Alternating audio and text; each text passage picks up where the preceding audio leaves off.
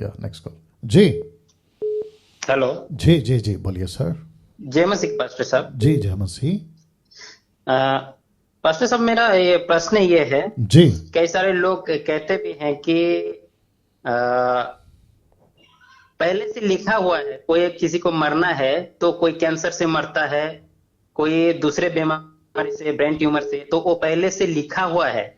और जी ये वचन से लेते हैं जो इस्करियोती यहूदा जी को जैसे पहले लिखा हुआ था। जी तो ऐसा कुछ मतलब हमारे साइड में एक पास्टर जो है मर जी गया ब्रेन ट्यूमर से, और जी कुछ भी ऐसे 10 लोग मरते हैं। तो ऐसा वो लोग कहते हैं कि मरने के लिए तो कुछ होना चाहिए, कैंसर हो कि जो भी हो, मरने के लिए ऐसा होना चाहिए, वो पहले से लिखा हुआ है, ऐसे कहते हैं सर। ओके। तो ये विश्वासी लोग कह रहे हैं या अविश्वासी लोग कह रहे हैं? विश्वासी सर। अरे बाप रे। अच्छा। वाह दोस्तों, आप लोगों ने सुना, विश्वासी लोग कह रहे हैं कि किसी का कैसे मरना है ये पहले से नियुक्त है। वाह।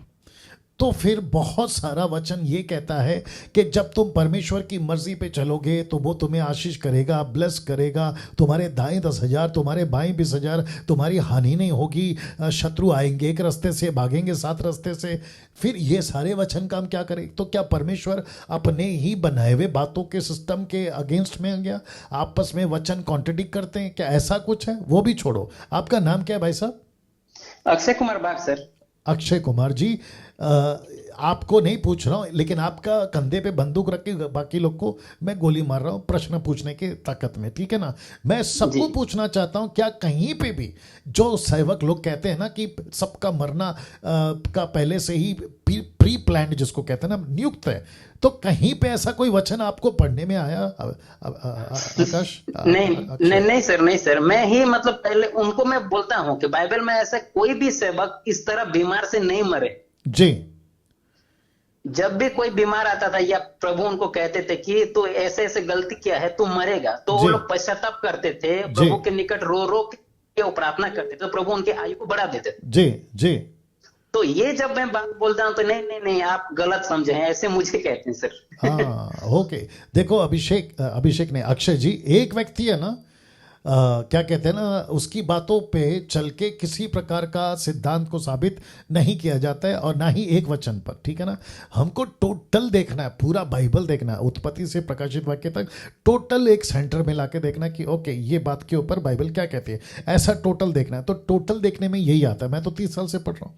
मुझे अगर अभी कोई कहता है कि डैनियल भाई आपका तो मौत नियुक्त है, आपका मौत तो ऐसे ही होने वाला है, तो फिर इसका मतलब ये हुआ कि मेरे दिमाग में मुझे प्लान कर लेना है कि भाई जब मेरी मौत ऐसे ऐसे होगी, परमेश्वर ने तय कर दिया है, वो चाहे बीमारी हो, एक्सीडेंट हो, या फिर कुछ भी हो, तो मतलब मैं तो फिर ऐसा रहूंगा ना कि भाई प्रभु आपसे मैं प्रार्थना क्यों करूं जब सब कुछ नियुक्त है, तो मैं प्रार्थना क्यों करूं? जबकि परमेश्वर कहता है कि कल की चिंता मत कर, अपना राज्य की खोज कर, मैं तेरी जरूरतें पूरा कर दूंगा। परमेश्वर की इच्छा पे जो चलेगा, रोमियो किताब उसका 8 का 31 में, यदि परमेश्वर हमारी ओर है तो उसका विरोधी कौन हो सकता है? फिर इन सब का मैं क्या करूं? तो अभी मेरे को बोलना पड़ेगा, ऐसे स्टेटमेंट देने वालों की स्टेटमेंट नॉनसेंस है, मूर्खता है, और मुझे नहीं पता ये लोग कहाँ से लेकर आते हैं। जी अक्षय। जी सर। या तो जी सर। और सर, हमारे जो उड़ीसा में जी कई तरह का मतलब गलत शिक्षा, कुछ कुछ बच्चे को, एक स्ट्रीट प्रीचर है, मतलब रास्ते में जाके प्रचार करना, जी वो एक बंदा मतलब 30 साल के नीचे होगा, जी ज्यादा वयस का नहीं है। वो एक अविश्वासी को मंदिर के सामने जाके उनको पूछता है जी कि आप पाप किए हैं कि नहीं। तो वो बंदा कहता है कि नहीं, मैं पाप नहीं किया। तो उसको कहते हैं कि आपको तब उद्धार की जरूरत नहीं है, क्योंकि परमेश्वर पापी लोग के लिए आए, आप तो पाप नहीं किए हैं, डायरेक्ट आप स्वर्ग चले जाएंगे। इस तरह ओ उसको ओ ओ समझाते हैं। ओ अरे बाप रे। एक मिनट एक मिनट आप लोगों ने सुना 1500 से 1400 जो भी आप लोग हैं, बाप रे बाप रे। मतलब स्ट्रीट प्रीचिंग वाले लोग ऐसे सिखाते हैं उनको, पास्टर्स या लीडर्स जो भी हैं, कहते हैं कि जाके पूछो तुम पापी हो, तुमने कभी पाप किया है? तो बोला नहीं, मैंने तो कभी पाप नहीं किया।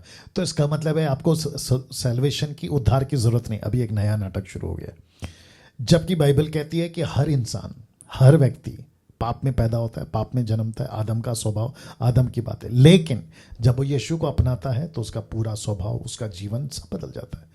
और वो व्यक्ति उद्धार पाता है, तो हम पाप करने के बाद पापी नहीं है, पाप में ही जन्म हुआ इसलिए हम पापी हैं। एनीवे अक्षय, जी सर, और एक सर कुछ पूछना था सर। बोलो बोलो बोलो। जैसे सर उड़ीसा में कोई आसपास के कुछ पास्टर वो स्त्रियों को जाके प्रचार करते हैं, तो क्या करते हैं, उनका पति को प्रचार नहीं करते हैं प्रभु के बारे में, हाँ। और वो स्त्री को ही प्रचार करते हैं। तो पति जब बाहर से आते हैं तो उसका पत्नी को मारना पीटना शुरू कर देता है कि आप किसके पास गए हैं, क्या प्रचार सुन रहे हैं, क्या है। और जब उनको लड़ाई झगड़ा होता है तो उन पत्नियों को जाके ये लोग कहते हैं कि अभी किसको चुनाव करेंगे, पति को चुनाव करेंगे या प्रभु को। तो उसको ऐसा ऐसा शिक्षा देते हैं, तो वो कहते हैं कि नहीं, मैं प्रभु को नहीं छोड़ूंगा लेकिन पति को भी छोड़ दूंगा। तो ये सर गलत, मुझे लग रहा है गलत है। अरे बाप रे, ओहो हो। नहीं, ये नहीं करना चाहिए अक्षय जी।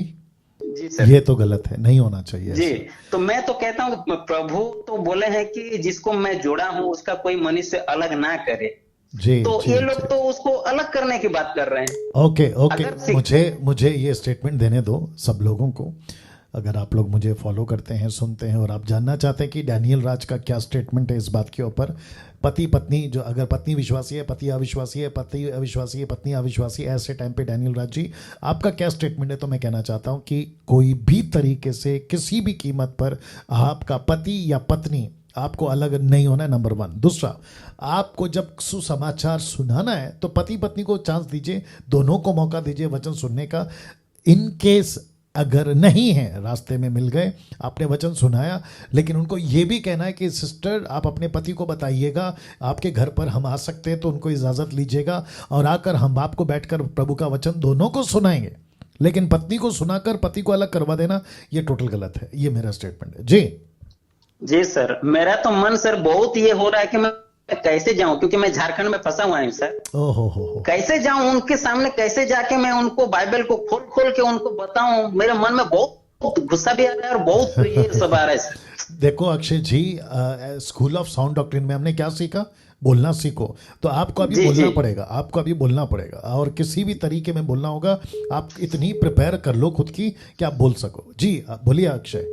जी सर, और एक पास्टर है सर जो मतलब मसीह मंथन के विरोध में कहते हैं कि मसीह मंथन विरोधी वाले कह रहे हैं कि प्रभु भोज नहीं लेना है। वो कहते हैं कि प्रभु भोज लेना पड़ेगा, जीना है तो लेना पड़ेगा, जैसा करके ऐसा सिखाते हैं। नहीं समझा। प्रभु भोज ऑनलाइन नहीं लेना, ऐसा सिखाते हो?